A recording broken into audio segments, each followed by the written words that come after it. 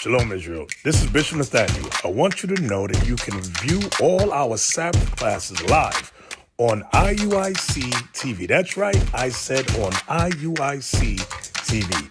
Download the app today. Shalom.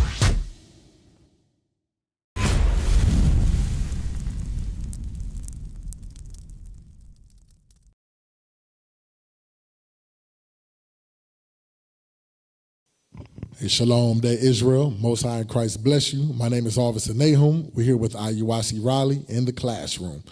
Give me that in Romans chapter 15 and verse 4 real quick. Romans chapter 15 and 4. The book of Romans chapter 15 verse 4.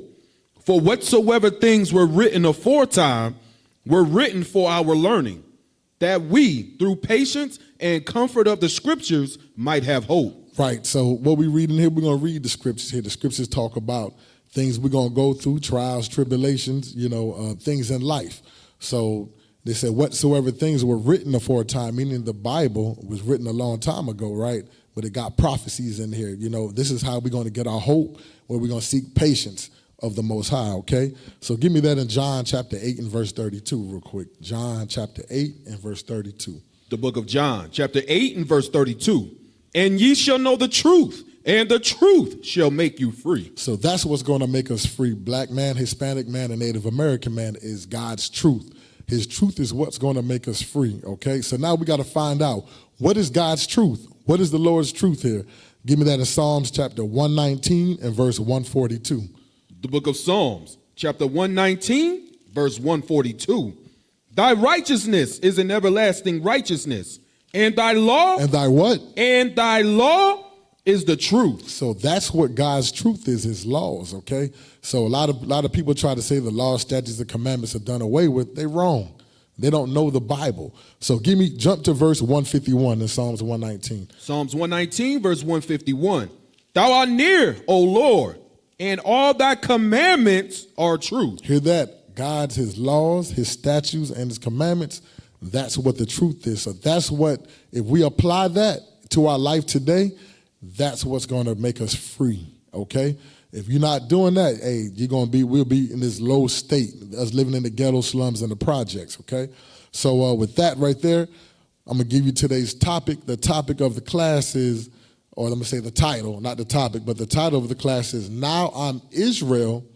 So what does the Lord thy God require of me, okay? I'm going to read it again.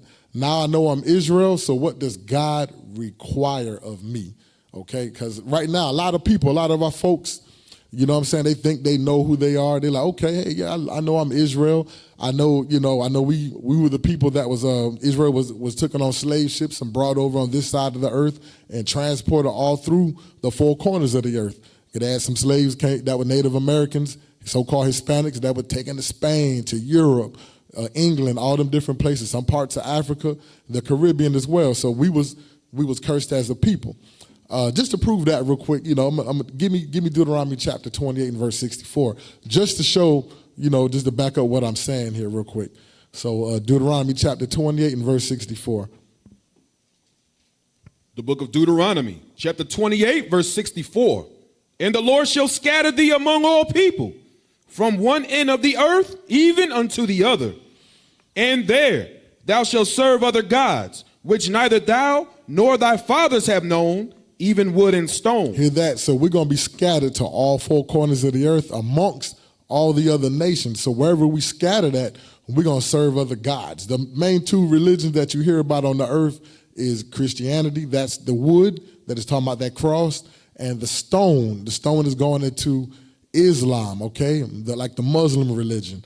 That's the two biggest religions that you see most blacks, Hispanics, Native Americans are into today. And it also goes into the other religions, other man-made religions that you read about or you see about in the other countries. Because wherever we scatter at, we're going to serve their gods, okay? We're not serving the one true God. Not till you wake up. So with that, go to Deuteronomy chapter 10 and verse 12 real quick. So we're going to touch on here how to, what's the proper way of serving God. You know what I'm saying? A lot of our people, they don't know how to serve God. Read what you got. The book of Deuteronomy chapter 10 and verse 12. And now Israel, what doeth the Lord thy God require of thee? but to fear the Lord thy God, to walk in all his ways, and to love him, and to serve the Lord thy God with all thy heart and with all thy soul. Hear that? So this is how we supposed to be. How we supposed to have the requirements. This is what the topic is about right here. This is the topic. This is the title. It says, "I know I'm Israel. What does God require of me?" Okay. So let's read that scripture again from the top. We're going to break it down so everybody can get the sense. And now, Israel, what doeth the Lord thy God require of thee? Right. So now it says, "Oh Israel, what does God require of thee?" Real quick, I want to play a quick little video real quick. I forgot to hit it real quick. IT, give me that old G.I. Joe thing. Because you remember back in the days, we used to watch G.I. Joe, and G.I. Joe would have that little thing at the end when the kids, they make the mistake, but it always say, "Knowing is half the battle." Get that for me real quick. And knowing is half the battle. So, I had to get it cut off. I didn't want it to say G.I. Joe and all that stuff at the end. But a lot of us grew up watching that cartoon. And it says, knowing is half the battle. Okay, so like the title says, now I know I'm Israel, what is required of me? So everybody think, okay, yeah, I'm an Israelite. Yeah, is this and that. But there's requirements to be of your nationality, okay? Just like you get a requirement for a job, you got a requirement to go to school, you got to have these certain criteria that you must need to have, okay? So go back to that scripture again where we read it from the top again of that scripture. The book of Deuteronomy, chapter 10 and verse 12. And now, Israel, what doeth the Lord thy God require of thee? So now the scripture is talking about what does God require of thee, right? So give me that definition of require real quick. I know a lot of times we use some of these words. Some of us know the meaning of these words. Some of us don't. So we want to get the Merriam dictionary meaning of it, okay? You got that for me, IT? It should be number one right there. Can you blow that up real quick? And get my reader, you can read that real quick. Require, to claim or ask for by right and authority. Right, so by right, it's our right to be of our nationality. Our nationality was stolen, taken from us, and we forgot it. Now we're getting it back. Now we know we Israel, right? So now we're going to find out what's required of us. What is our claim, our right claim, right? Read definition number, the next one down, number 2. Number 2, to call for as suitable or appropriate. Right, so that's what's appropriate for us, right? And go to that B right there. To demand as necessary or essential. Have a compelling need for. Right, having compelling need for, right? So so these are requirements right here. That meaning is very important, something that we have to have, amongst ourselves, what I'm saying, in order to get back to our nationality. There's requirements, okay? With that, go back and read that Deuteronomy 10 and 12 real quick. Yes, sir. The book of Deuteronomy, chapter 10, verse 12. And now, Israel, what doeth the Lord thy God require of thee? But to fear the Lord thy God. So now it's talking about the fear, right? So now, what does it mean to fear God? You know what I'm saying? So give me that definition of fear real quick. Give me a definition of fear. Real quick. You can take it down real quick. I forgot to bring something out about requirement. Go to Titus chapter 1 and verse 5 real quick. The book of Titus, chapter 1 and verse 5. So I'm going to touch on these requirements right here, of what we need to have as a people, as being leaders, okay? So a lot of us, we don't know what's required of us. So God, he gives requirements for his people. Read that for me there. The book of Titus, chapter 1, verse 5.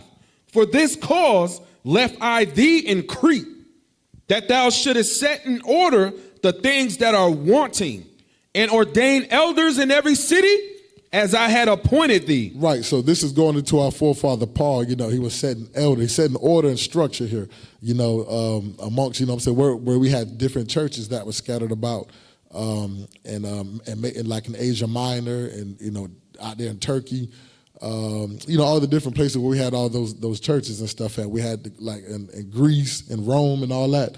So So it was letting you know they set up elders, right? These elders had to have requirements, you know, in order to be leaders. So read verse 6. Verse 6, if any be blameless, the husband of one wife. So you got to be blameless for one, right? And a husband of one wife, not no multiple wives. You may hear other Israelite schools, they say you can have 2 or 3 wives, but hey, that goes against the laws of the land. You know, I'm just going to touch on that. But it said we must be blameless, a husband of one wife, read. Having faithful children, not accused of riot or unruly. Right, so we got to have faithful kids. Our kids got to be in order. This going into your household. You got to be in order. Your family got to be in order, right? Kids can't be out, you know, crazy, robbing people, you know, being ignorant. Read. For a bishop must be blameless as the steward of God. Right, as the steward of God. Why? He's a servant. He does the work of the Lord. Read. Not self-willed, not soon angry. He said not self-will. Self-will is him doing his own thing. He's doing what he wants to do and not doing what thus said the Lord, okay? And it said not so angry. He can't be quick-tempered. He can't be out here, you know, getting angry, you know, losing patience. Read. Not given to wine. He can't be no drunkard. He can't be out here getting drunk. You know, this also go into you getting high on drugs. You know what I'm saying? Meaning he's got to have a sober mind. Read. No striker. Not a fighter. He ain't out there trying to fight people. Read. Not given to filthy lucre. You can't bribe him with money and stuff, you know, because, you know, a lot of our people, you know, they teach for hire. You know, our people in the Christianity church or Islam and all that, you got to pay them, you know what I'm saying, to come and speak at your church. The Bible says this is free right here. We're supposed to be teaching his words for free. This is the food that you're going to eat according to Matthew 4:4. Read. But a lover of hospitality. So you got to have that hospitality spirit, you know, to come serve the people, you know, open your home up, you know, invite folks over. You know, this is our house, you know, the sanctuary. You got to have that hospitality. Read. A lover of good men. I said a lover of good men. You know, you got to love your brethren, just like it says in Leviticus chapter 19 and 17 and 18 said, love thy neighbor as you love yourself, you know, and, you know, there's going to be, you know, what you call a correction. We got to correct our brother because we don't want to see him in sin, or your sister. You don't want to see her in sin. Read. Sober. That's that sober thing going. You can't be high, drunk, smoked out and all that. Read. Just, holy, temperate. So you got to be just and holy. Holy means separate. You know, temperate means, you know, you got to be temperate. Read. Holding fast the faithful word as he have been taught. Right, because somebody had to teach him. You know what I'm saying? He had to be taught this by his leaders, his elders. Guess what? He's going to bring it forth down to the rest of the men. Read. That he may be able, by sound doctrine, both to exhort and to convince the gainsayers. Right, he's got to be able to exhort his people, you know what I'm saying, and convince the gainsayers, right? Read. For there are many unruly and vain talkers and deceivers. Because you got a lot of people out here, they lying, they teaching what they wanted. They're doing everything opposite of what we just brought out, what a bishop or a leader, you know what I'm saying, how they supposed to be. So you got all these people like, you know, TD Snakes and Creflo Dollar, all them, you know, all them out there, they just want your money. Filthy lucre, you know what I'm saying? Read. Especially they of circumcision. The circumcision is going to those that are not awoken, okay? Those that still living like Gentiles, those still living like their oppressors, wherever they're at, okay? Read. Whose mouths must be stopped. Because we got to stop that. That's why we go out and teach on the street. Why? We got to stop all these lies, because they bringing out the lies of the oppressor, which is Christianity, okay? That's a lie. That's white supremacy. Read. Who subvert whole houses. They subvert whole houses, right? They break up homes. Read. Teaching things which they ought not. Right, they just bringing out their own understanding. You know, you ask them a question pertaining to the scriptures, they can't give you no answer. They're going to tell you, oh, the book is sealed. Or they're going to give you their own understanding. And they don't care about that. And they're going to tell you, hey, just make sure you put money in the tithing pan. Read. Teaching things which they ought not for filthy lucre's sake. For filthy lucre's sake. They just want to get paid. They just want a paycheck. We ain't doing this for no paycheck, okay? So with that, give me, I was touching on the men's side right there. We're going to touch on the women's side. Go to Titus chapter 2 real quick. And, on 2 and verse 3. We're going to read down to verse 5. Yes, sir. The book of Titus, chapter 2 and verse 5. 3. Verse 3. The aged woman likewise, that they be in behavior as becometh holiness. Right, so they got to be in behavior becoming holiness, you know. These sisters got to be a righteous example. These are the elder sisters. Not talking about by age, them that been in the truth for a while and they know what right from wrong. Okay, so they got to be teachers of good things. Read. Not false accusers. They can't be no liars. The sisters that can't be out here lying. Read. Not giving too much wine. They can't be no drunkard either, getting high, drunk, or whatever. Hey, our people can't be like that. God don't want us to be unsober. He want us to be sober, but not so that way you be in your right mind to give just judgment. Okay, read. Teachers of good things. So that's what the wives are supposed to be. Teachers of good things to the other wives, the younger women. Read. That they may teach the young women to be sober. Hear that? Sober. Read. To love their husbands. To what? To love their husbands. So, these women outside, they don't love their husbands. They do what they watch, the Housewives of Atlanta, so on and so forth. They don't love their husband. They see all the filthiness that's going on, and a lot of our women are, in the midst of that. You know what I'm saying? They think that's life. That's not life. God don't want us to be like that. Yeah, you Israel, but guess what? Once you Israel, there's a lifestyle. There's a life change, okay, that comes with that. Read. To love their children. You got to be taught how to what? To love their children. They don't, because a lot of them don't love their kids. You know what I'm saying? Some of them have their daughters dancing at all these little dance shows and stuff. Hey, if you look at how the young women are dressed, those little girls, they dress like damn, like you at a strip club down there. They damn near naked. And you got a lot of old what they call it, perverts. They out there watching that stuff. But our people mind is so destroyed. They don't know. They don't realize, like, dang. They don't realize what they're doing. Why? Because they're blinded. Okay.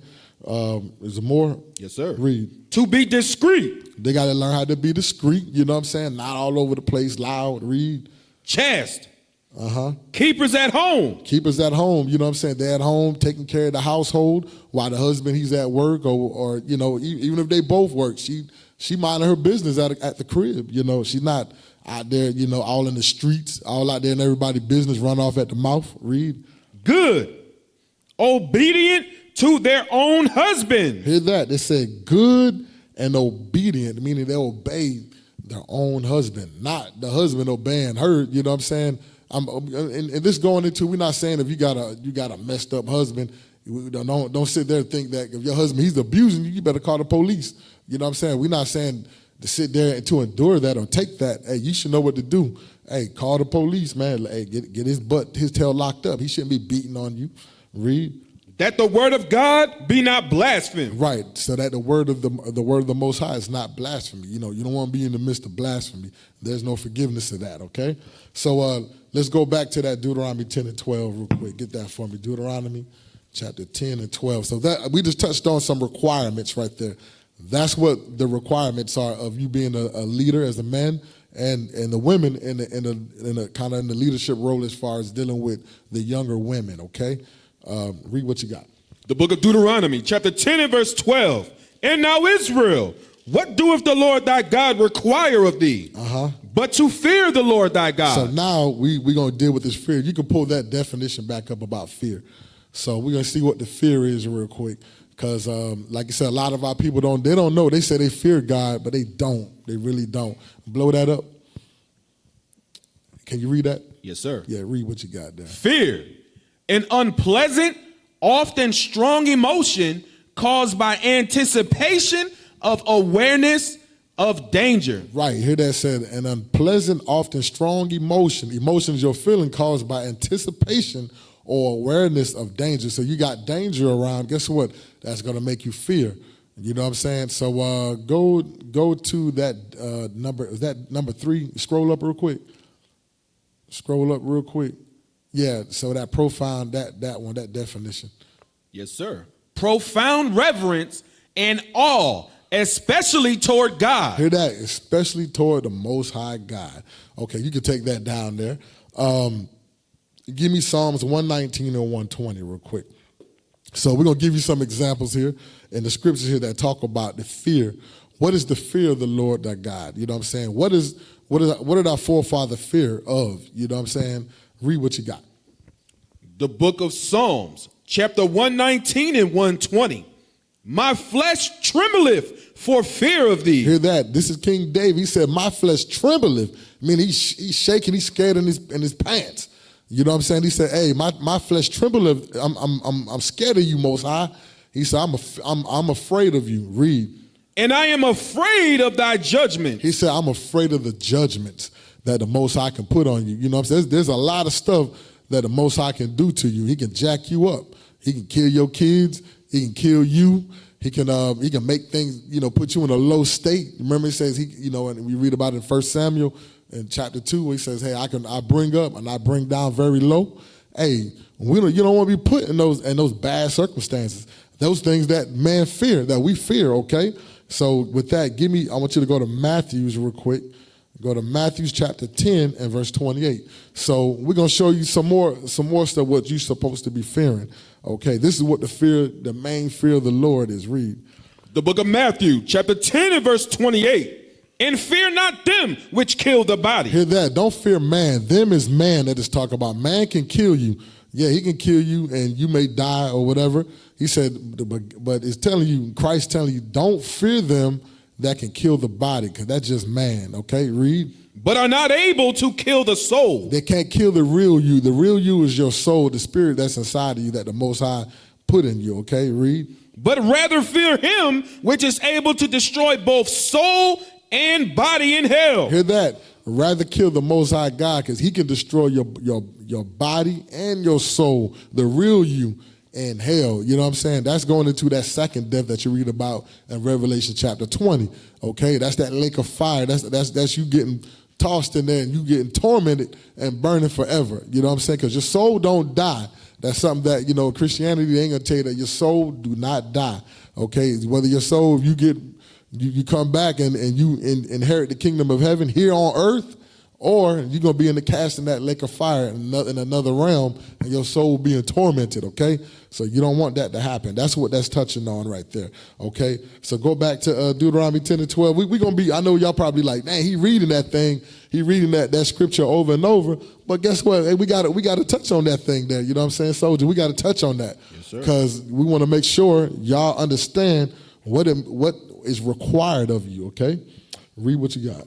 The book of Deuteronomy, chapter 10 and verse 12. And now Israel, what doeth the Lord thy God require of thee, but to fear the Lord thy God, to walk in all his ways. So now we got to walk in all the ways of the Lord, okay? So give me that definition of walk right there, the definition of walk. And when it comes, I want you to read the third definition. Let's go down to number 3. Real quick, read that right there, number 3. To avoid criminal prosecution or conviction. Right, so we could say another word for that criminal prosecution or conviction is going into sin, okay? You're going into different ways that the Most High is guiding you. He's guiding you in a straight path, so he don't want you walking to the left, he don't want you walking to the right, okay? You walk off to the left, you wander off to the right, hey, you by yourself, you know what I'm saying? Anything can happen to you. Or you're going to fall in the midst of something else. Something's going to grasp your attention and take you away from God, okay? So with that, give me, let's see here real quick. Give me Deuteronomy chapter 5 and verse 33 real quick. Deuteronomy chapter 5 and verse 33.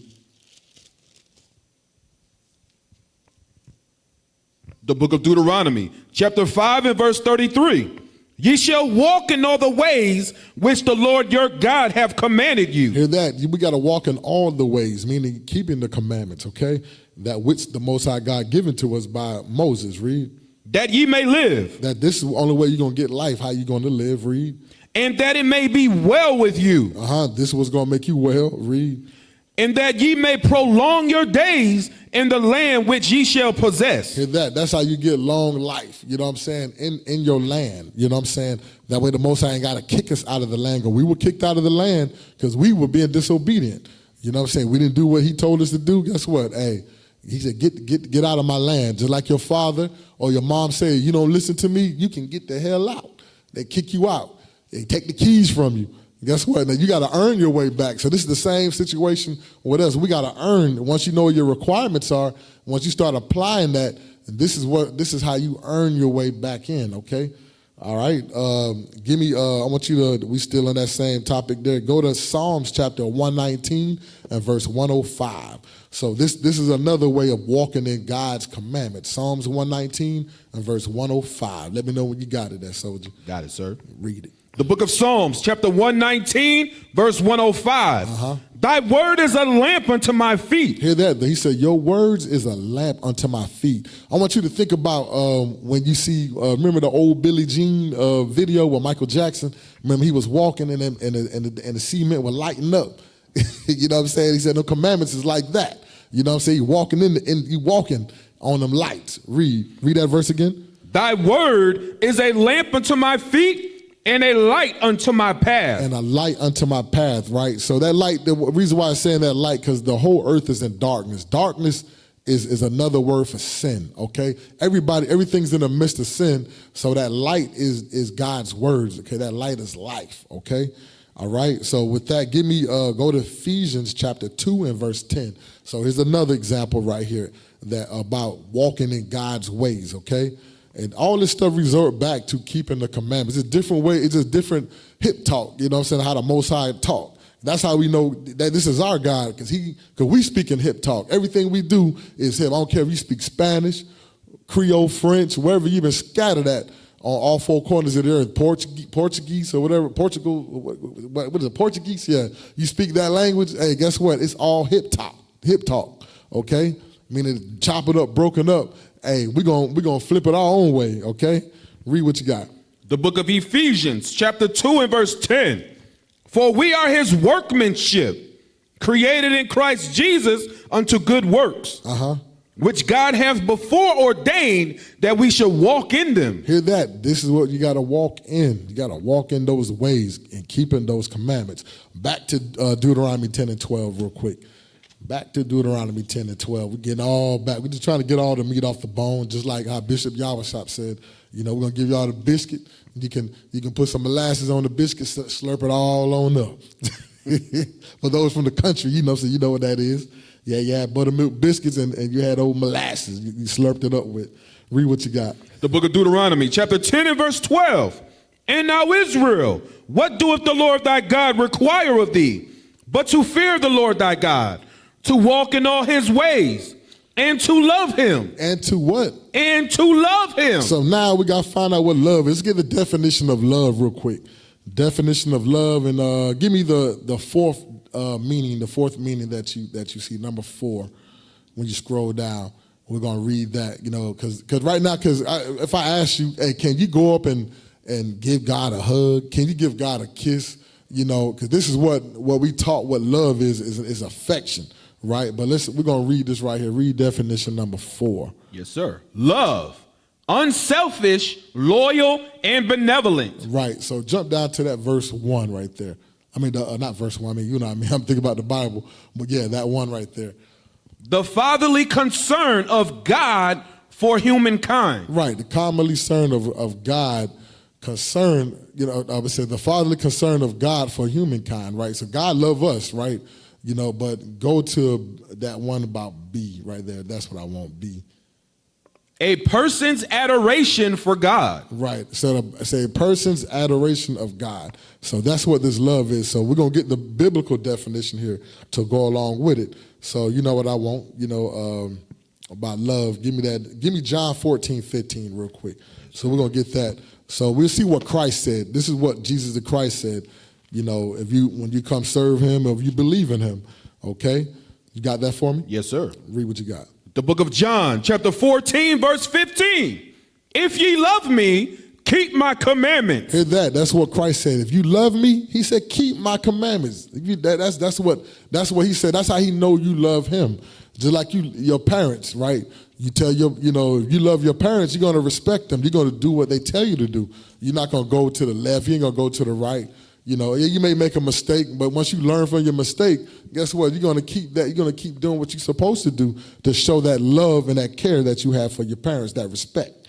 All right? Go to 1 John 5 and 3. The book of 1 John, chapter 5 and verse 3. For this is the love of God. Because this is the love of God right here. Because when you go to the Christian church, or if you go to the mosque or whatever where the Muslims and them go to, you ain't gonna find about no love of God there. They all selfish. Read. For this is the love of God, that we keep his commandments. Hear that. The love of God is keeping the commandments. These are all action words. These verbs, these are action. These are things that you got to be doing. Keeping the commandments. Read. And his commandments are not grievous. So the commandments, they're not hard to do. You know what I'm saying? Once you're doing them, you learn it. Because like you said, right now, we're coming back to know who you are. Now you got to get these requirements in you. Now it takes exercise, practice. You know what I'm saying? Go to 2 John verse 6 real quick. So this thing, God always repeats himself over and over and over again. Why you got to repeat himself? Because we that hard, stiff-necked, rebellious nation that you read about that always kept messing up. Read what you got. 2 John verse 6. And this is the love, that we walk after his commandments. Hear that? Just like what we was reading about in the same verse, it says walk in his ways. It said if you love me, you're gonna walk in my ways. Read. This is the commandment, that as ye have heard from the beginning. Right. Those are the law, statute, commandments that were given to us in the beginning. We got them in the wilderness. They were given to us, through our forefathers, even from Abraham, Isaac, and Jacob, Adam and Eve. You know what I'm saying? They had commandments and stuff. But these things had to be reiterated to us when we came out of Egypt. Why? Because we was doing stuff that the Egyptians were doing. So God said, I got to make a difference. I got to show you there's a difference between y'all and them. You coming out of them because you was in slavery. So now I'm going to reiterate my laws to you, okay?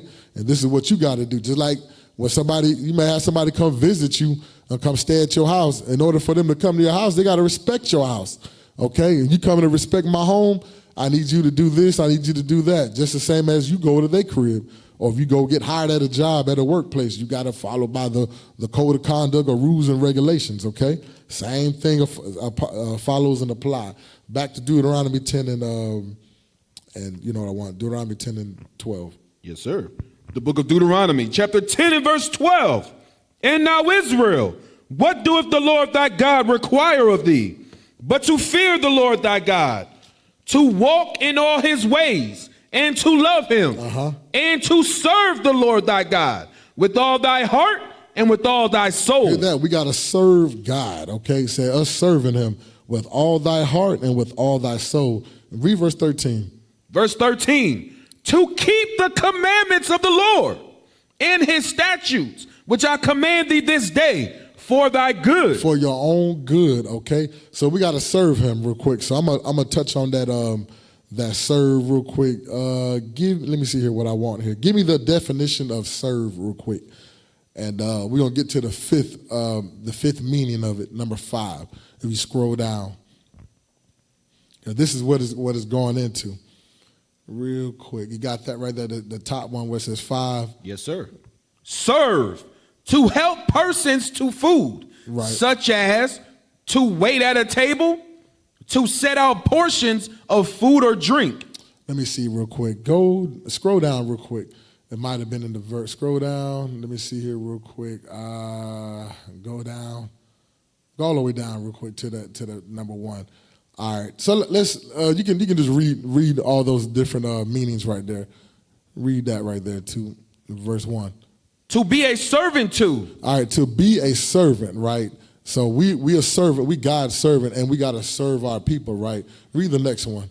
To give the service and respect due to a superior. Hear that? That's the superior. We're giving the service and respect to that superior, which is going into he's the Most High, okay, and Jesus the Christ, okay. You got another one. Read that B right there. What's the B? It said to do military or naval service. What is that? D. To give military or naval service to. Right. So this is, this going to like people that join the military, they going to serve in the military, right? So I got a little video. We're gonna could you get that video about what it shows that brother that served in Esau's military? We'll watch a little 2-minute video here, and we'll touch on a few little things, a few little attributes. Myself, I did a little time in Esau military too. And these things here, how can I say, This is also going to, you went to college, you know what I'm saying? You went in college. There's things that you learned while you was in there, okay? Play that. Talking about some read. So this brother said this is why he served in Esau's military. My name is Staff Sergeant Josiah Edward King.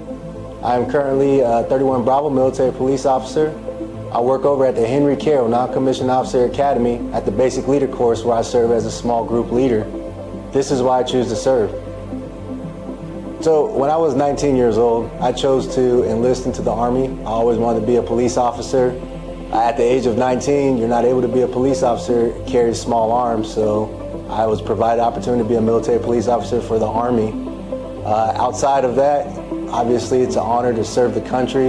It's been an honor through the 11 years that I've served. Right, hold that real quick. So just to show you real quick that the brother he had, you know, when he joined the military, this happened with us all, you know, that who was prior service in Esau's military. So now we in the Most High's military, okay? So these are requirements that we got to have that serve. We got to be able to serve our people. You know what I'm saying? When we come in here, we got to be able to serve the Most High God, serve Jesus the Christ.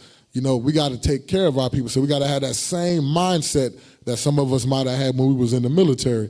Okay, we joined Esau military to serve his military. So now we come into the Most High God's army. We got to be able to serve his people and his military, okay? And he just let you know, the brother, when you go in there, you have like this honor, you have this dignity, this, this pride, you know what I'm saying, that you're going to do all these type of things. And this is what we got to have amongst when we come in here, okay? Read, I'm going to play the video. Military memory that I've had here at Fort Benning is when I went to airborne school. I remember going up in the airplane and we lined up, getting ready to jump out of the plane. And that anticipation was adrenaline rush. Right, hold that real quick. So now the brother, he's saying that you know, he went to airborne school. You know what I'm saying? And he had that adrenaline rush to jump out of the planes or other, you know, different type of rigorous trainings he might have done. So in the same manner, you know, you come in here, think about it, your first day coming in and you walking in the doors, guess what? You're going to be nervous because you're not really knowing what to expect. You're nervous, you excited at the same time. You're like, man, you know, I'm coming in here. You may have your first time going out to war. You know, so when we talk about war, you're going out to camp. And you know what I'm saying, you battle against the doctrines and all that stuff that our people, the philosophies of men that's indoctrinated in our people. Those are the strongholds that keep our people down and suppressed, okay? That's what oppresses us as a people.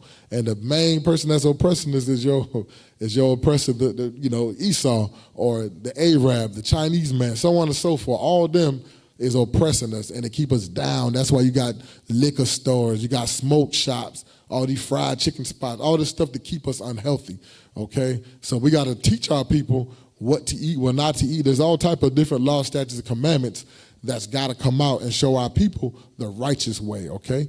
Well, let that video play. That big suction from the air jumping out was crazy. It was a crazy feeling. And that's definitely a memory that I will share for the rest of my life. The reason I still serve in the Army is because of the bonds that I have created over the years, the past 11 years with different soldiers I've served with. I still... You can hold that real quick. You can hold that. So, you know, so just like what the brother said, hey, he joined the military, and he said he got to meet different type of people, you know, which is true. You know, wherever you go to, you're going to get to meet different people. Just the same here. When you come into this truth, you're going to meet brothers and sisters with the same like mind. You know what I'm saying? Their mind is in the same as yours.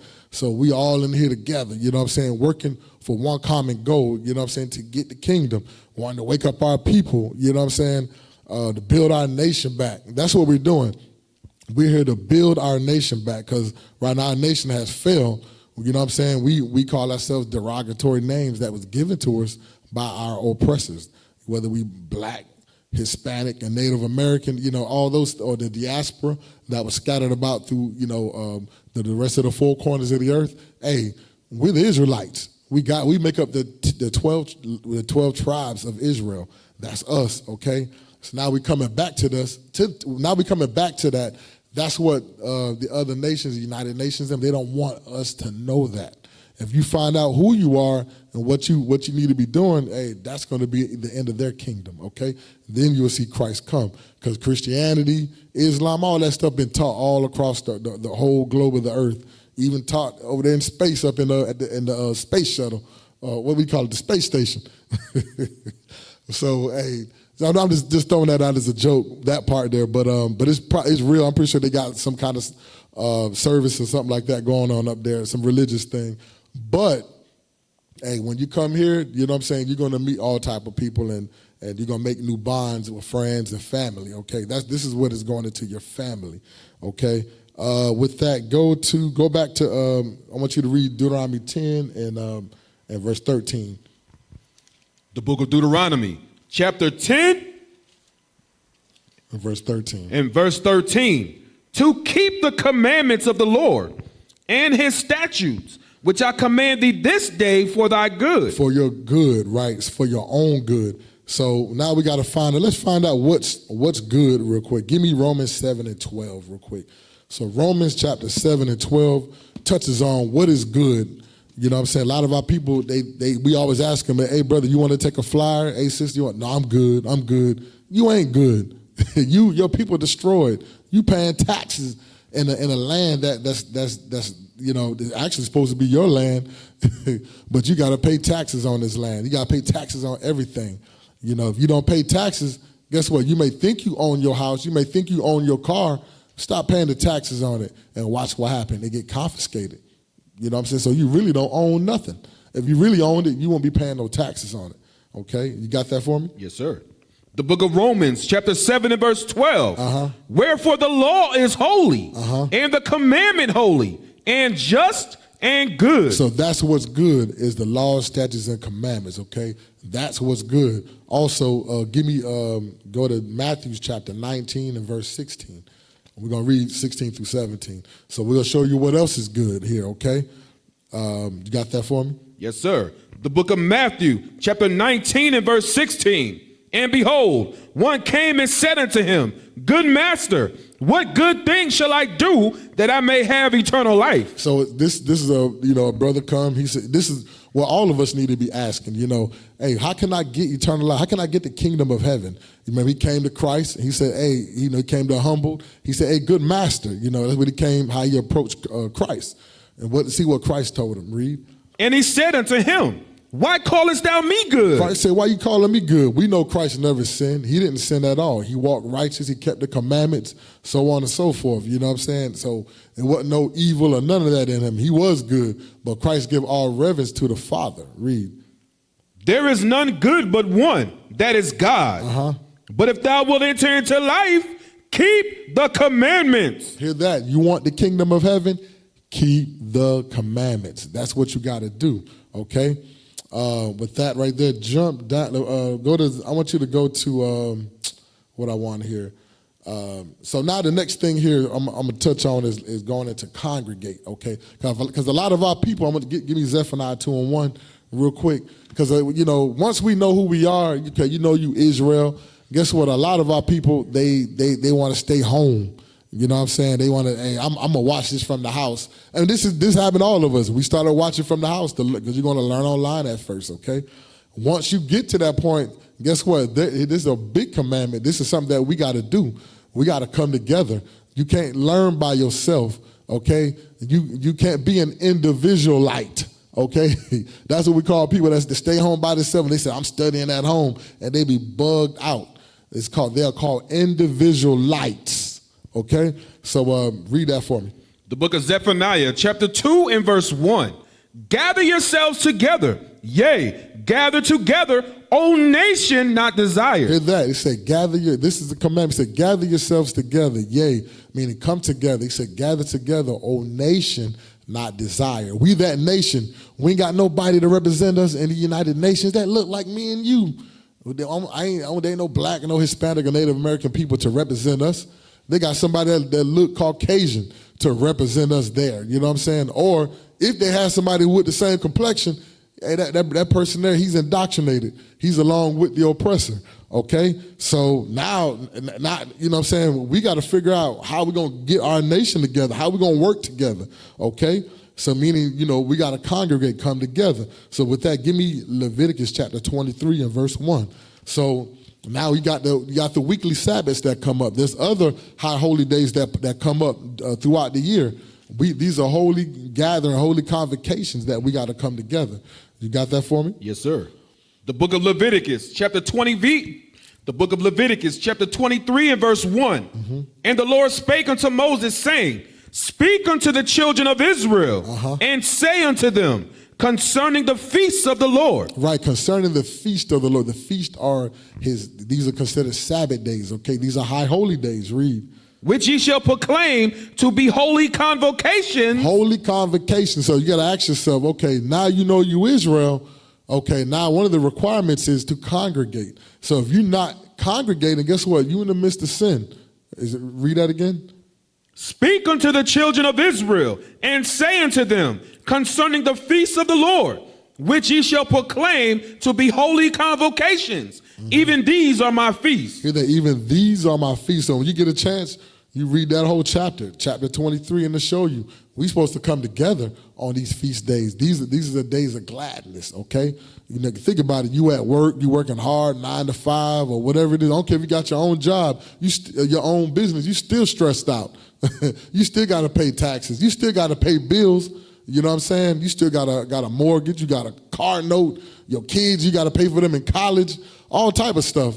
You know, so guess what? You still oppressed, okay? You still paying another nation. Guess what? They what do you call it? You got to pay all these, what do you call it?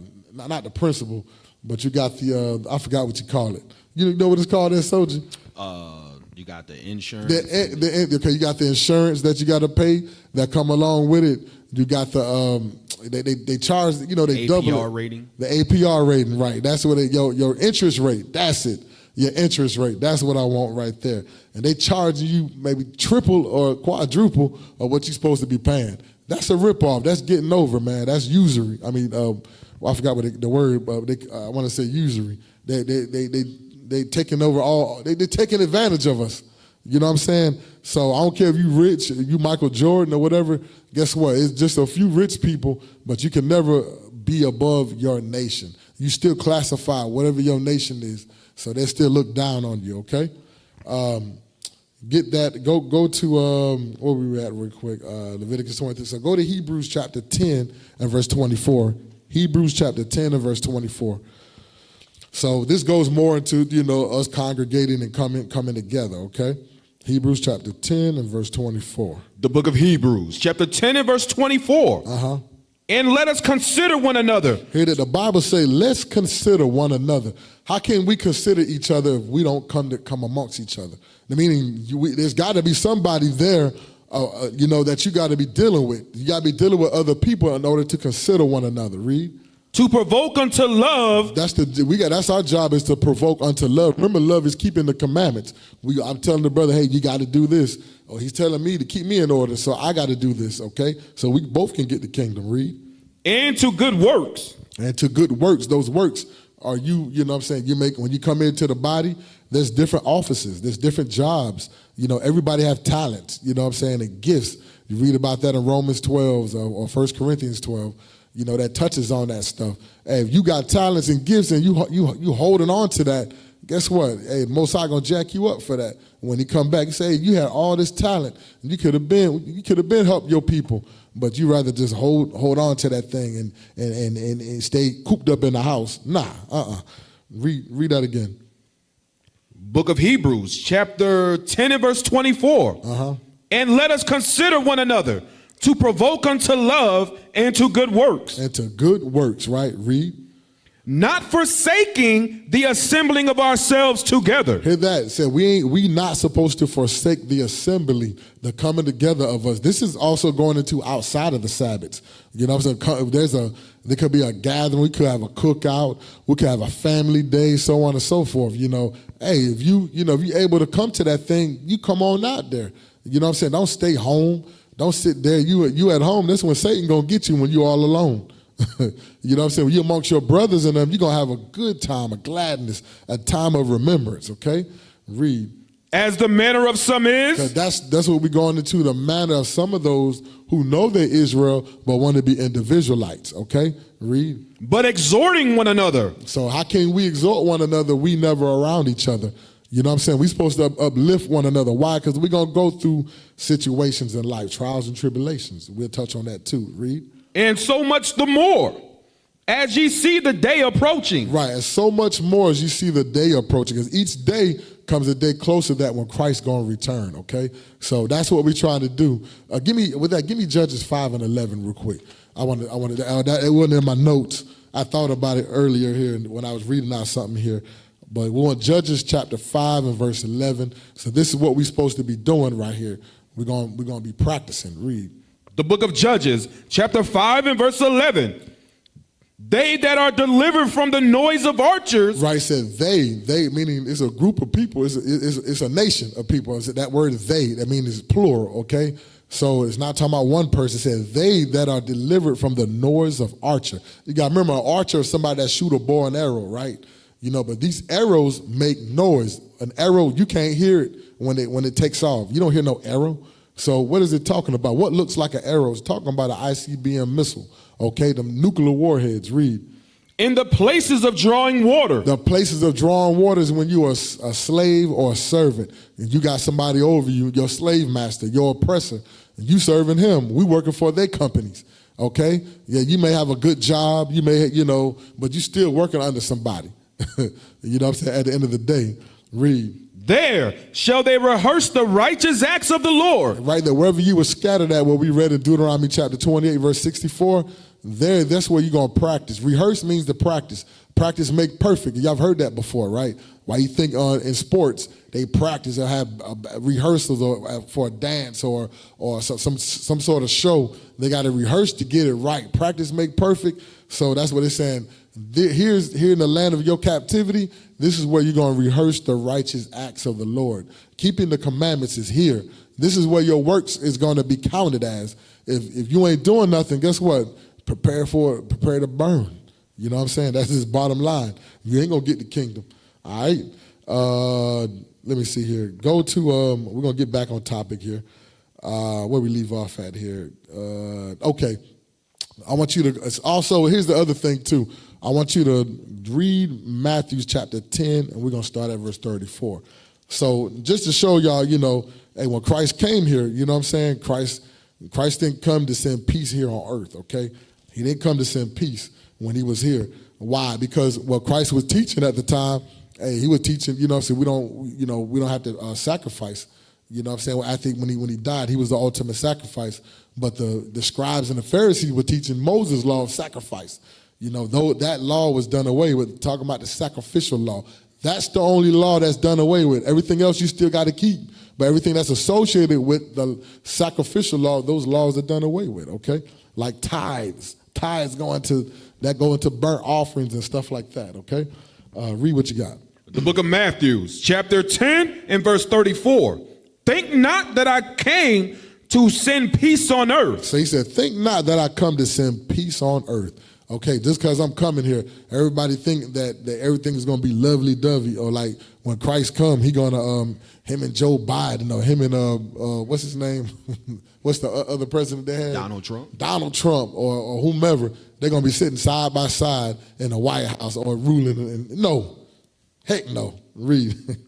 Think not that I come to send peace on earth. I came not to send peace, but a sword. He said, I came to send, but with a sword. The sword is talking about this Bible. Okay, hold that right there. We're gonna come right back. I'm gonna show you what this sword. Give me Hebrews 4 and 12. So this is the sword that it's talking about right here. Because once everybody hear the word of God, whatever they was thinking, or whatever they thought was right, or in their own mind, or whatever doctrine they coming with, what was taught to them. Hey. This sword here is going to clear all that out. You got that for me? Yes, sir. The book of Hebrews, chapter 4 and verse 12.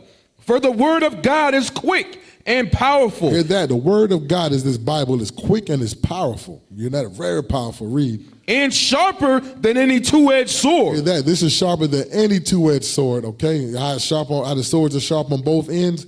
This Bible sharper than that. Okay, spiritually. Read. Piercing even unto the dividing asunder of soul and spirit. Hear that? Whatever spirit you coming in, doctrine you coming in, hey, guess what? This Bible will cut it. Because some people want to come in with Islam. This will cut the Quran. This will cut the Book of the Dead. This will cut any doctrine that's out there. Thus said the Lord. Read. And of the joints and marrow. Hear that? Even cut the gristle, the joints and the marrow, with the bones attached together, crunching all that, clunk, clunk, clank.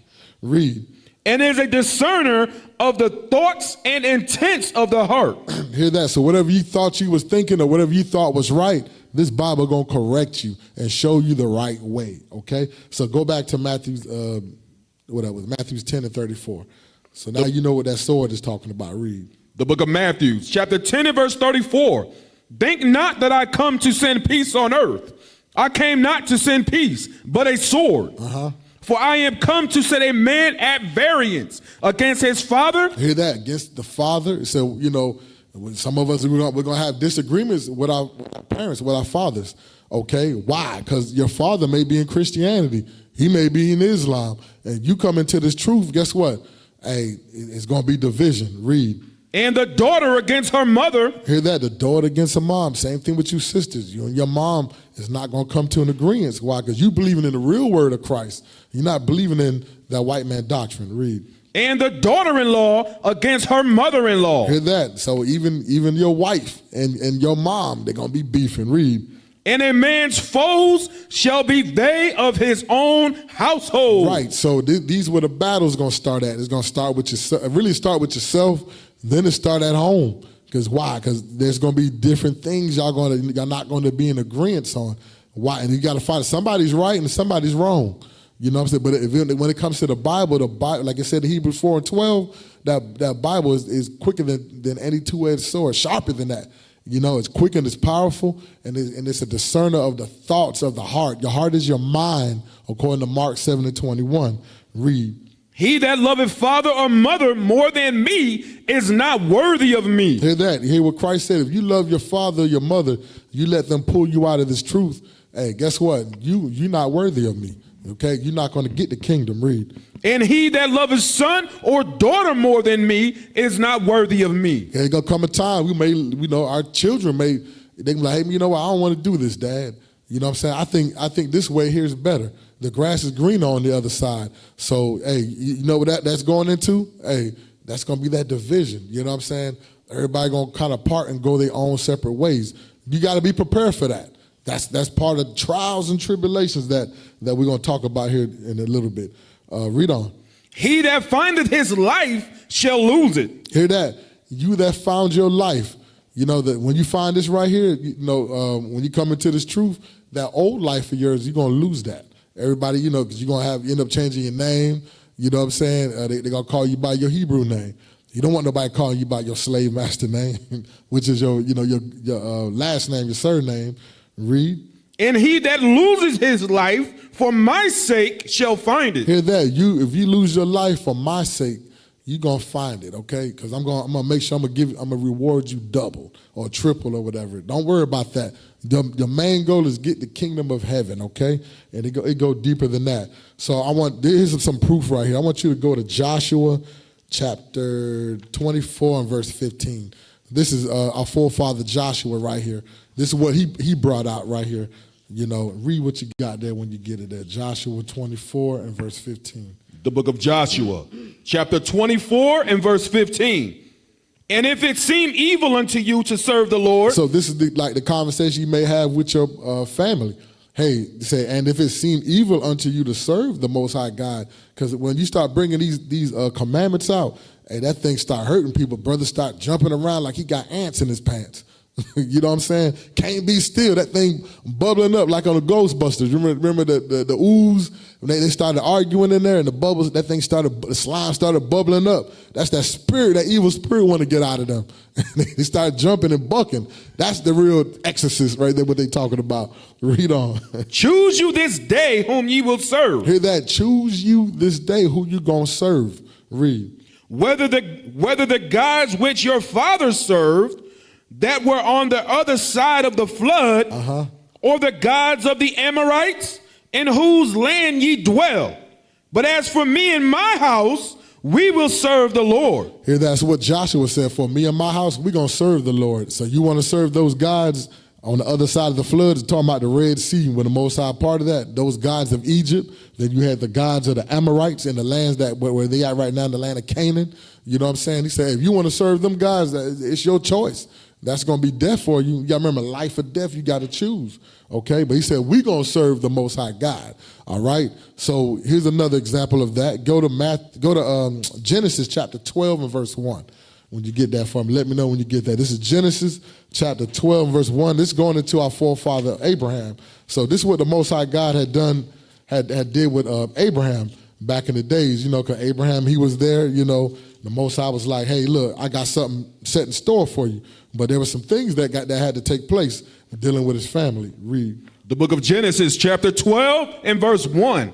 Now the Lord has said unto Abram, get thee out of thy country. Here they said, get you out of your home country. The country that you was dwelling at, I need you to leave.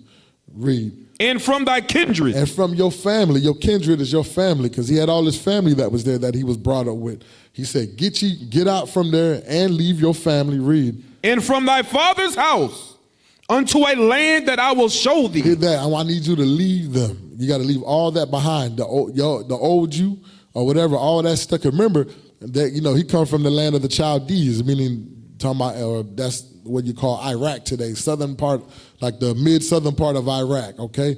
That's what that's going into the Babylonians up in that area. That's who the Chaldeans were, or they call Chaldeans. And if you ask somebody who's Arabic, they're from Iraq, from Baghdad, they're going to tell you that's their nationality. It's Chaldean, and it's spelled the same way. The H is silent in Arabic.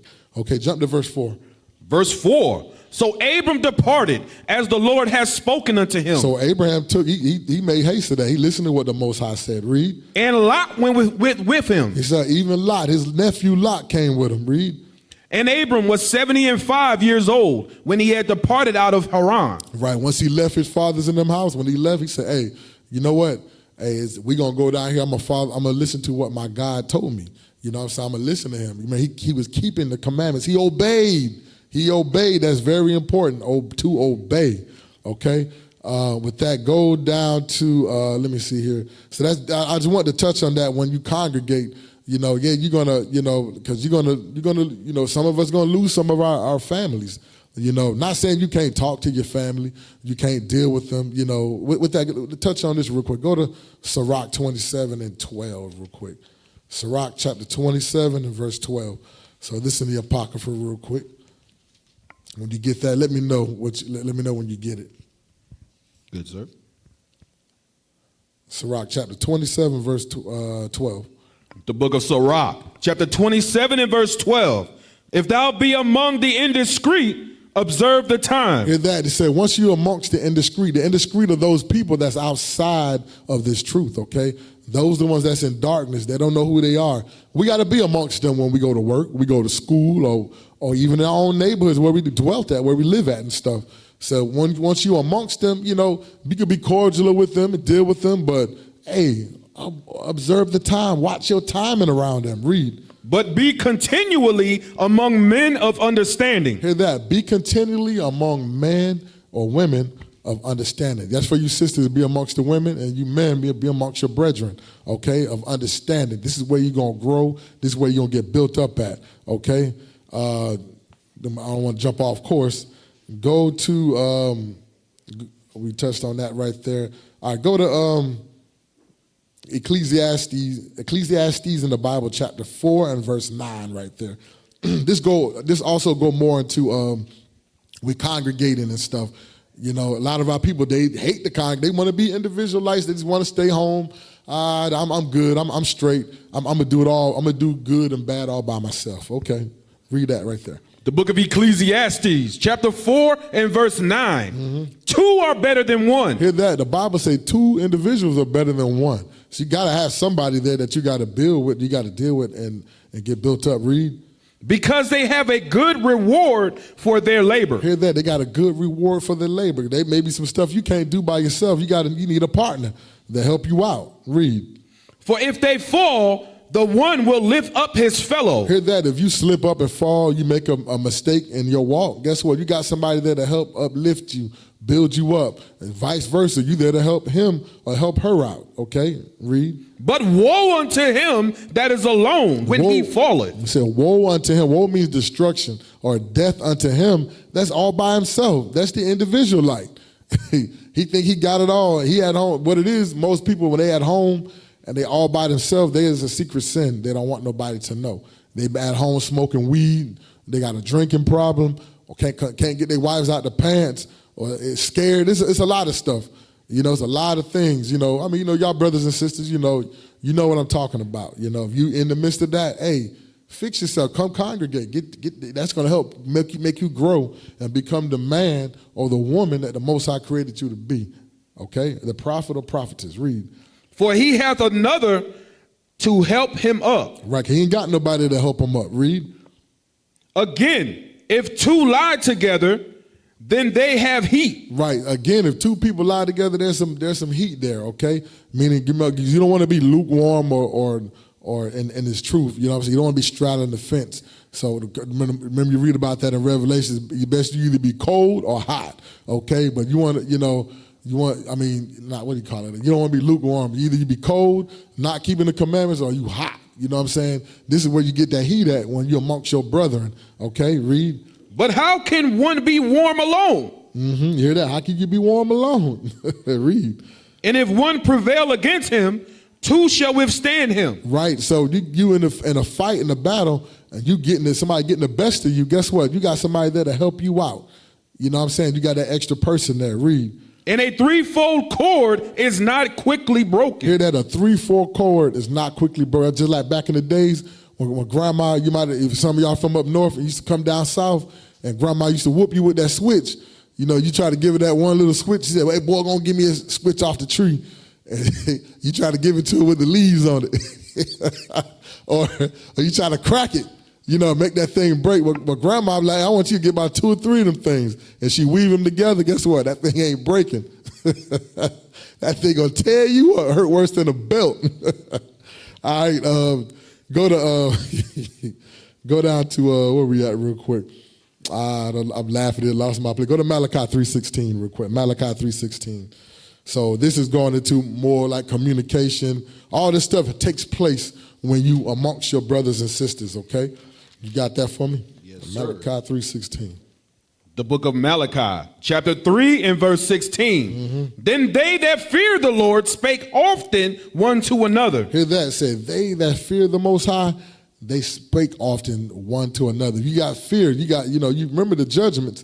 You remember our forefather David said, hey, in Psalms 111 and 120, you remember Christ said in Matthew 10 and 28, fear him that can kill both soul and body in hell. He said, hey, let you know, he said, those that fear the Most High, they spake often one to another, okay? Meaning there's communication taking place against multiple people. Read. And the Lord hearkened and heard it. Hear that? The Most High, He listening to our conversation. Where 2 or 3 are gathered together, I'm there in the midst. Read. And a book of remembrance was written before him for them that fear the Lord and that thought upon his name. Hear that? A book of remembrance. And you read about that book of remembrance in Revelation chapter 20, when it said the books were open, it said, and another book was open. Those books, the first set of books it's talking about, that's the books of your life. What you did, good and bad, you know what I'm saying? And those things are going to be weighed to that one book that it mentioned. That's the Bible, which is the book of life. What you did wrong or did good in here. Okay, so that's what it's going into. So everybody has an angel assigned to them that write down and minister what you doing, what we all do, whether it be good or evil. Okay, so go to Hebrews chapter 10 and verse 12 real quick. Go to Hebrews chapter 10 and 12. We're just touching on quite a few of these things. And you got to ask yourself, if you're listening into the class, hey, am I doing these things? What the brothers in them talking about, what they reading about? I hope I pulled the right scripture. I believe it's read that again. Read 10 and 12. The book of Hebrews, chapter 10 and verse 12. No, 3 and 12. That's what I want. Hebrews 3 and 12. I'm sorry. I know it couldn't have been that. It had to be 3 and 12. That's what I want. Read that again. Read that once you get it. Hebrews chapter 3 and verse 12. The book of Hebrews, chapter 3 and verse 12. Take heed, brethren. Saying, take heed, listen up. This is very important. Let me get your attention. Take heed, brethren or sisters, read. Lest there be in any of you an evil heart or unbelief. Right, an evil heart of unbelief. You started fading away. You're like, you know what? I'm just tired of this. I don't want to do this. This is too hard. This is too much. You know, hey, we can't have that type of spirit on us, okay? Read. In departing from the living God. So those are the first steps. You starting to separate yourself. When you read about the book of Jude, verse 8 or 9, I believe, it said, these be they that separate themselves, not sensual, them not having the spirit on them. You know what I'm saying? This is when you get lonely and you start pulling away. Brothers can't get in contact with you. Sisters trying to reach out to you. Guess what? We already know. We done seen it. I mean, you dipping and dabbing in the midst of something in sin. So read on. But exhort one another daily. How can you exhort one another if we ain't around each other? But this is a commandment. We're supposed to uplift each other daily. Read. While it is called today. Like now. Right now. Shoot, you sitting there listening to this and you in the midst of this and you ain't doing that. You need to pick up the 1-800, call the 1-800 number and come join IUIC. Read. Lest any of you be hardened through the deceitfulness of sin. Hear that? Because why? Because that's when Satan come get you when you're alone. That's when you get thoughts come in your mind. That's when you're at your vulnerable. Okay, so you always need other people amongst you, around you at all times. Okay, so once you get there, get Hebrews chapter 13 and verse 16 real quick. Hebrews 13 and 16. So. Yeah, a lot of our people, man, we don't know. There's a lot of things I didn't know, what I'm saying, until I started congregating. This is when I really got built up. This is when I really started learning. This is everybody that first come in. Read what you got. The book of Hebrews, chapter 13, verse 16. Mm-hmm. But to do good and to communicate, forget not. Hear that, to do good and to communicate. He said, forget not. Do not forget to do these things. I mean, it's very important. Read. For with such sacrifices, God is well pleased. It said that with such sacrifices, it said the Most High God, he is well pleased, okay? He is pleased by that thing. These attributes, these things to do is to do good, is to keep in the commandments, like it says Romans 7 and 12, and it says communicate, what we read like in Malachi 3:16. So you do those things, these are sacrifices, because it may come a time you may be in the midst of doing something, and a brother really need to speak to you. You may not be able to get to him, because you may be in the midst of something, or like you said, you may have to sacrifice what you're doing and hold it off to talk to your brother. Could be something very, very important. You could help save his life, or he can help save your life. Read on. Verse 17. Obey them that have the rule over you. So the Bible tells us we got to obey, because there's order and structure set up. When you read about that Deuteronomy chapter 1, verse 15 on down, there's going to be people that's going to be set up over you. You know what I'm saying? This ain't talking about somebody being a lord over you or being rude and evil amongst you. Think about it, your job. You work, you got a job. There's somebody above you that's appointed over you. This is the same concept here, okay? So it says, obey them that have the rule over you, meaning they're appointed over you. Read. And submit yourself. Meaning submit yourself. Be humble. That's all to it. Be humble. Why? Read. For they watch for your soul. That's the job of the leadership, like what we read about, one of the requirements. You remember in Titus chapter 1 about the bishop must be blameless, and you got Titus 2. You may have for those sisters coming in, you're going to have a big sister appointed over you. Her job is to guide you. Remember, to teach you how to love your husband, how to love your children. Read. As they that must give account. Because we got to give account too, you know what I'm saying? There's accountability in this. We got to give an account. Where that brother at? Where that sister at? What happened? We got to, bring these things up to the upper leadership. Read. that they may do it with joy. We got to do this with joy. Why? Because we want to see our nation get rebuilt. Read. And not with grief. Not with grief. We can't say this is hard work or we don't want to do this. Read. For that is unprofitable for you. That if I go there and say, man, the hell with that nigga there, the hell with that girl there, hey, that's evil. That's going to be unprofitable to you, or it's going to teach you bad attributes and bad habits how we're not supposed to be. Okay. With that, go to we got that right there. I want you to get go to Sirach chapter 2 and verse 1 real quick. So now there's, like you said, there's going to be trials and tribulations that's going to come upon our people, okay? A lot of stuff you got to deal with, you're going to have to deal with, okay? As come serving the Lord. Read that right there. The book of Sirach, chapter 2 and verse 1. My son, if thou come to serve the Lord, prepare thy soul for temptation. Hear that. So when you come serve the Most High God, be prepared. There's going to be temptation, okay? That's going to come your way. I mean, the Most High he going to be at you. Not the Most High, but the temptation going to come, okay? The more and more, the higher you get up there in rank and stuff, the temptation going to be strong. But you got your brothers and sisters there to help build you up, to help you out while you going through these trials and tribulations, okay? So, IT, give me the definition real quick of temptation. You pull that up, temptation.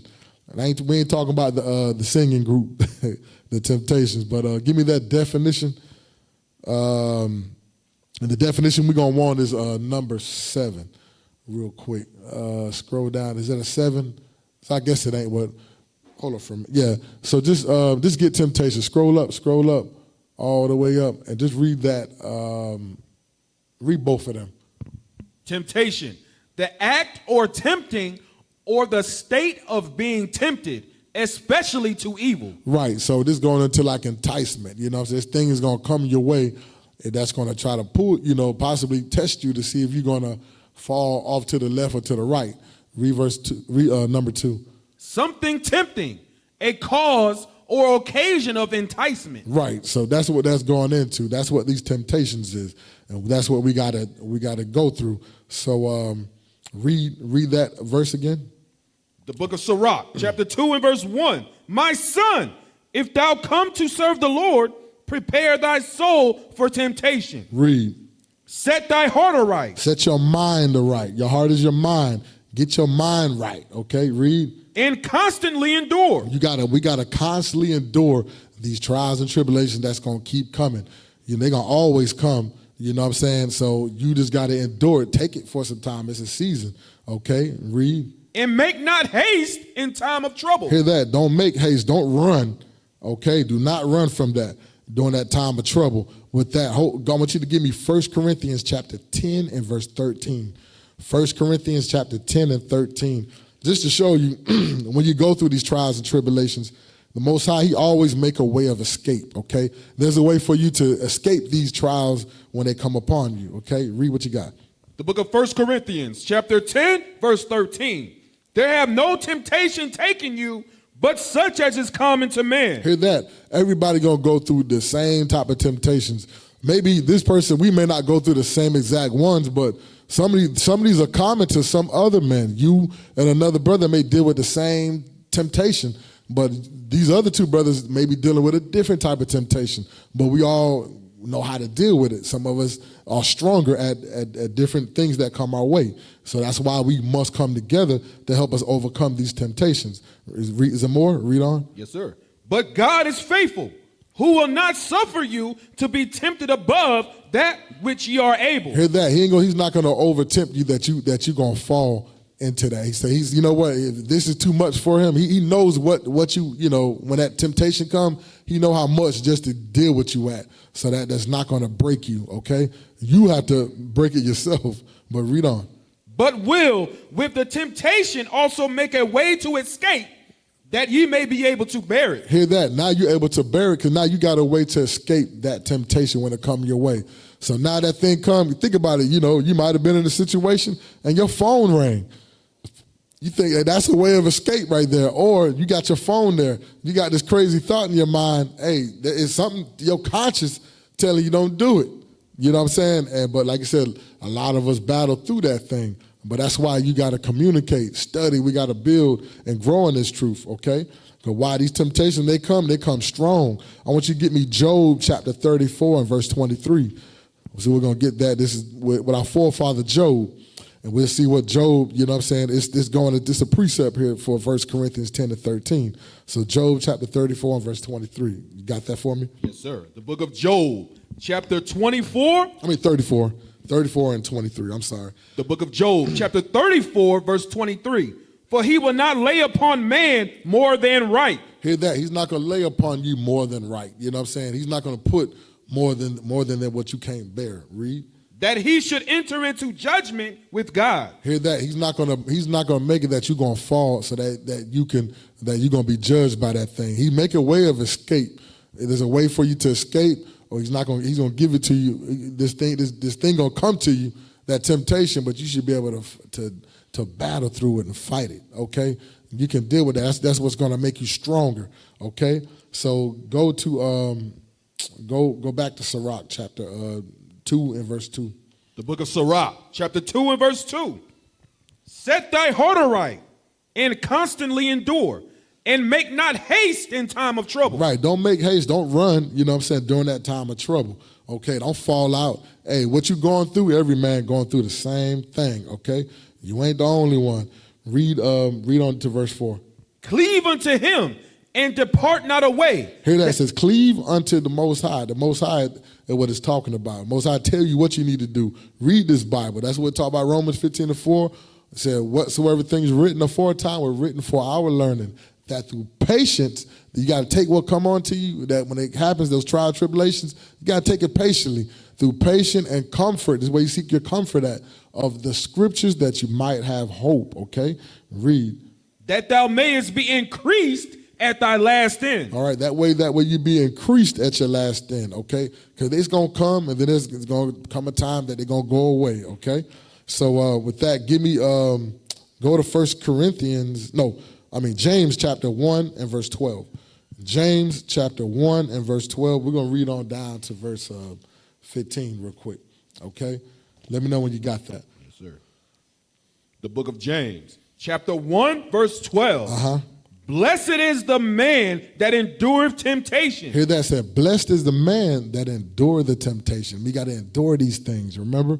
Don't make haste in time of trouble. It says, blessed is you. Why? For when he is tried, he shall receive the crown of life. Hear that? When he's tried, you're going to receive the crown of life. This is what's going to build you up. Think about like the video we watched with the brother in the military. You know what I'm saying? He had to go to training in order to jump out those airplanes. You know, you had people that went to Ranger school.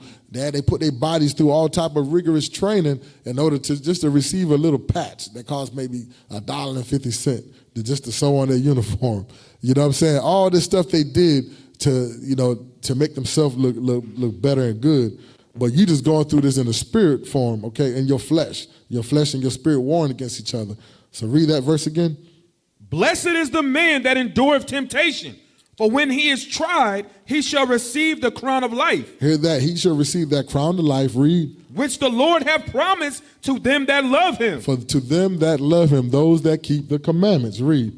Let no man say when he is tempted, I am tempted of God. Hear that? When you don't sit there and say, I'm tempted of God. God made me do this. That's why I broke the commandments and so on and so. We can't say that. Remember, he make a way of escape. Okay, read. For God cannot be tempted with evil. Hear that? If you got the Spirit of God in you, you can't be tempted with evil, okay? Read. We know the Most High God can't be tempted, but his Spirit dwell in you. If it's in you, you keeping the commandments, you can't be tempted. Read. Neither tempted he any man. Right. He's not out here tempting you, but, there's an angel that's out here that does the job of that tests us, okay? Read. But every man is tempted when he is drawn away of his own lust. Hear that? Now you tempted, when you lusting after these things, you drawn away with your own lust. Guess what? You start acting on it. Read. And enticed. Uh-huh. Then when lust have conceived. And now when the lust have conceived, now it's in his brain to go ahead and do the sin. Read. It bringeth forth sin. Mm-hmm. And sin, when it is finished. When he did the sin and he committed the sin and it's finished and it's done, read. Bringeth forth death. It bringeth forth death. Read verse 16. Verse 16. Do not err. Don't sin. my beloved brethren. Don't mess up. Don't slip up. You know, hey, keep pushing as time goes, okay? Go to verse 5. Sirach chapter 2 and verse 5. Yes, sir. Because we gotta touch on that right there. Okay, why, actually read verse 4. Verse 4. The book of Sirach, chapter 2 and verse 4. Whatsoever is brought upon thee, take cheerfully. He said, when it's coming on you, take this thing cheerfully. Hey, be glad, say, hey, okay, this is me being tested. You know, we all get nervous when we get tested and trials and stuff come up on us. Said, take this thing cheerfully, meaning this is where you got to take it comfortably, like it says in Romans 15 and 4. Read. And be patient when thou art changed to a low estate. Be patient. You know what I'm saying? Take this thing. This is a reason why this is happening, okay, to help mold you. Read verse 5. For gold is tried in the fire. Hear that? Like gold is a very precious, fine, mineral. You know what I'm saying? That's jewelry is made out of gold, right? So it's let you know how gold is tried in the fire. Read.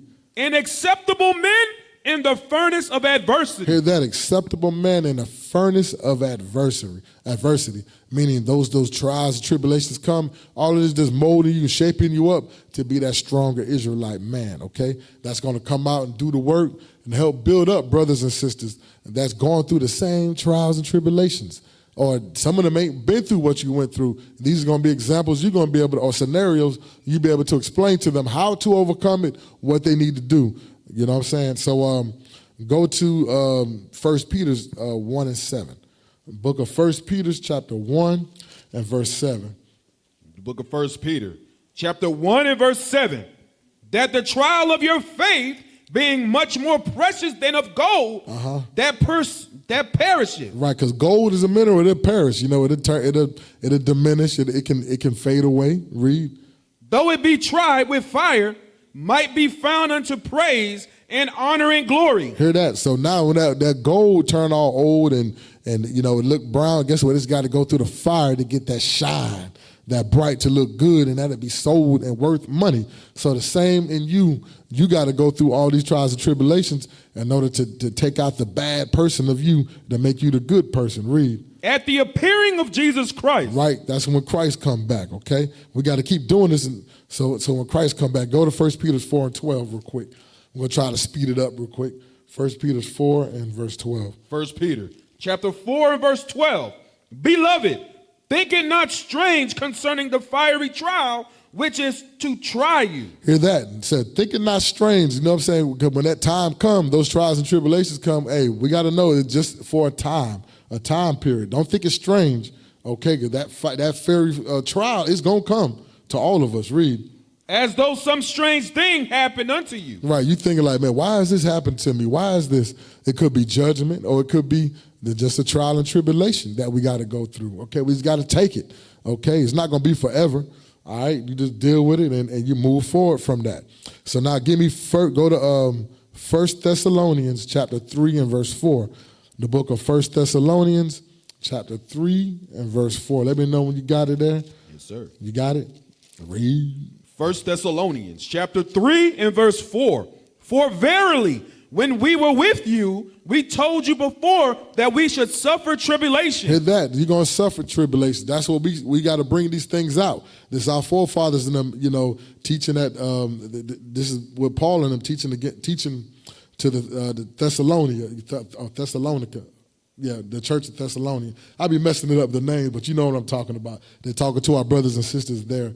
That was in Thessalonica. Read. Even as it came to pass, and ye know. It said, even as it came to pass, and as you know it, this is going to come. These trials and these tribulations, they ain't going nowhere, okay? So go to 2 Chronicles 16 and verse 9, okay? We're just going to read the top part in 2 Chronicles chapter 16 and verse 9, okay? You got that for me? Yes, sir. The book of 2 Chronicles, chapter 16 and verse 9. For the eyes of the Lord run to and fro throughout the whole earth. So what is going into the eyes of the Lord, that's the angels, okay? The angels are considered the eyes of the Lord. They behold and see everything. Remember, they're writing down stuff that we do, okay? We can't see them, you know what I'm saying? But they right here looking at everything we do. So it said, for the eyes of the Lord run to and fro throughout the whole earth, right? To what? To show himself strong in the behalf of them whose heart is perfect toward him. Hear that? So that, you know, they here to try us. You know what I'm saying? We got certain ones that are here that tries us. And then one of them we know is Satan, right? Which is the angel. What Esau would try to tell you, yeah, Satan, he does his own thing. He's roaming around. That's a lie. You know what I'm saying? Satan is under the Most High's control. He come out here to test us. I'm going to prove to you. Go to Job 1:1 real quick. Job chapter 1 and verse 1. Because this is what we will read the Bible, but we really don't have no understanding if you ain't keeping the commandments. Read what you got. The book of Job, chapter 1 and verse 1. There was a man in the land of Uz, whose name was Job. And that man was perfect and upright, and one that feared God, and eschewed evil. Just like, remember we was reading there, the eyes of the Lord come to try those whose heart was perfect to God, right? Remember Job, his heart was perfect. He walked perfect and he eschewed evil. You know, he did correction. So jump to verse 6. Verse 6. Now, there was a day when the sons of God came to present themselves before the Lord, and Satan came also among them. Right. So you got to ask yourself, this is them come. This is in the king. This is up in heaven, in the third heavens here. This is when all the angels come to present themselves to the Most High, and Satan came there too. Satan is up there as well. You know what I'm saying? He not down in the earth. This ain't Haiti. You know what I'm saying? Or what you call it, Greek mythology. That's what they got us believing, okay? The Bible don't say nothing about you going under the earth and getting burnt up and all this crazy mess, okay? Satan dwell up there with the angels too, okay? He's not roaming around doing what he wants to. I'm going to prove. Read on. And the Lord said unto Satan, whence comest thou? He said, Satan, where you coming from? You know, you're asking him, give his report. Read. Then Satan answered the Lord and said, from going to and fro in the earth. Hear that. Remember the angel, the eyes of the Lord go to and fro throughout the whole earth, showing whose heart is perfect toward God. They're testing us, okay? Read. And from walking up and down in it. Right, you walking up and down, you know, testing those who fear the Most High, those who are keeping the commandments, okay? That's us Israelites, okay? Read. And the Lord said unto Satan, hast thou considered my servant Job? He said, while you was down there doing your job, did you consider Job? Did you try him like you supposed to? Read. That there is none like him in the earth, a perfect and an upright man, one that feareth God and eschewed evil? Read. Then Satan answered the Lord and said, doeth Job fear God for naught? He said, does Job fear God for nothing? And he's asking the question. Read verse 10. Has not thou made an hedge about him? He told God, he said, hey, you got a hedge around him. I can't get to him. He got a lot of protection around him. Read. And about his house, and about all that he hath on every side, hast thou blessed the work of his hands, and his substance is increased in the land? Here, you're right. So he's like, hey, because Job was keeping the commandments, Most High was blessing him, taking care of him, make sure he was a very rich man, wealthy man during his time. Read verse 11. But put forth thine hand now, and touch all that he hath, and he will curse thee to thy face. Hear that? He said, touch all that he have. He said this is what Satan was saying, like, hey, if you touch what he have, you take away that, guess what? He'll curse you to your face. Read. And the Lord said unto Satan, behold, all that he hath is in thy power. He said, behold, everything that he has, I'm going to put it in your hands. It's in your power. Read. Only upon himself put not forth thine hand. He said you could do anything you want to do to him, but you cannot kill him. That's the order he gave Satan. And what did Satan do? Read. So Satan went forth from the presence of the Lord. Right. So now he left and he went forth to go execute the judgment, not the judgment, but execute the order that was given to him, okay? All right, so just for those who don't know, there's other scriptures that back it up, but we're not going to go into all that. So go to Acts 14 and 22 real quick. So these are more trials and tribulations that we got to go through. Acts 14, 22. The book of Acts, chapter 14 and verse 22, confirming the souls of the disciples and exhorting them to continue in the faith. Hear that? Confirming the souls, meaning you checking up on your brothers and your sisters. You know, while they was there, they had to check on them, make confirmation to make sure they was all right. And they had to check, they had to exhort them. Why? Read. And that we must, through much tribulation, enter into the kingdom of God. So that's the only way you're going to enter in the kingdom of God is go through much trials and tribulations. A lot of things going to take place. A lot of, you know, some people may die. You know, it's a lot of stuff that's going to take place, man, and happen. As we get more learned and built up, the more stronger we grow, the enemy going to get stronger as well. You know what I'm saying? So they're going to come at us in different ways. You know, it's a lot of stuff is going to come, but we got to prepare ourselves. We got to prepare our families for that day and that hour, okay? So I'm going to get two more. I got two more scriptures I'm going to pull, and then with two more books, and then we're going to go for it. Go to 2nd Ezra chapter 7 and verse 18 real quick. 2nd Ezra chapter 7 and verse 18. Let me know when you got that 7 and 18. Yes, Let's go sir. back more into some more trials and tribulations. You got it? Yes, sir. The book of 2nd Ezra, chapter 7 and verse 18. Nevertheless, the righteous shall suffer straight things. The righteous are those that are keeping the commandments. They're going to suffer straight things, right? Read. And hope for wide. They're going to hope for wide. The wide is going into the kingdom of heaven. That's the wide that they want, okay? But we here right now suffering all the straight things, trials, tribulations, captivity, you know what I'm saying, oppression. Read. For they that have done wickedly have suffered the straight things. You're right, because guess what? Those that's not keeping the commandments, they're suffering the same trials and tribulations happening to them as well, even though they don't know it. Read. And yet shall not see the wide. They ain't going to see the why. They won't see the kingdom. Why? Because they didn't keep none of the commandments. They didn't rehearse the righteous acts of the Lord, according to Judges 5 and 11. Read. And he said unto me, there is no judge above God, Right? and none that hath understanding above the highest. Read. For there be many that perish in this life. Here, there be many that's going to die in this life. You know what I'm saying? Meaning those, you know, a lot of people going to die that's not keeping the commandments. Read. Because they despise the law of God that is set before them. Hear that? Because they despise the Most High God. You know, why? They didn't want to keep the commandments. We tell them, hey, Christ looked like you. You know, woolly hair, dark skin, skin burnt into brass. They don't want to hear that. You show them that white image, they sticking with what the slave master told them. And that image is not in the Bible. Ain't got nothing to do with it. You got to see how strong that witchcraft is on our people, man. How people be bugged out. Read. For God hath given straight commandment to such as came, what they should do to live even as they came, and what they should observe to avoid punishment. Right, so he gave us those laws, statutes, commandments to show us good and evil, okay? What to do right and what not to do. That's wrong. Read.